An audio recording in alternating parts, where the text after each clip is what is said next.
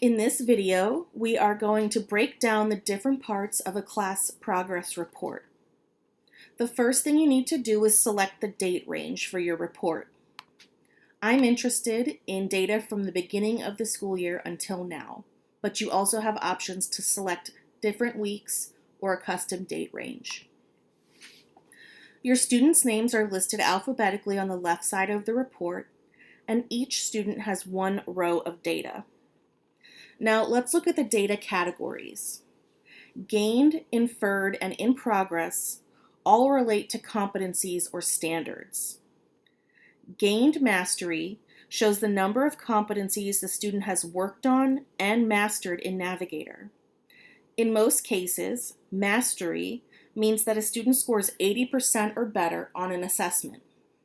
So, in my class progress report, I can see that Simon has scored at least 80% on 31 assessments so far.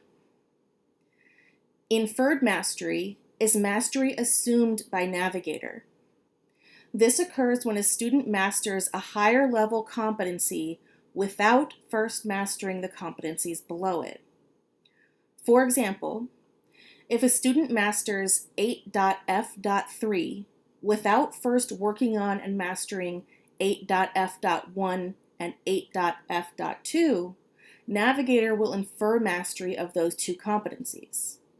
This also results in a skyline boost, just as if the student had gained mastery by taking an assessment. In progress is the number of competencies in which students have begun assessments but haven't yet mastered them. The next section covers time spent. It's given in an hour and minute format.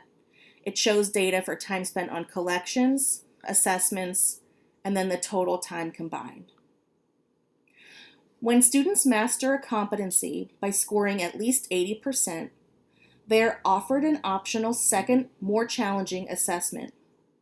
This assessment is also on the same material. If the student masters this second assessment, they earn a mastery badge, and that data is shown here. Average score is the average score on completed assessments for each student.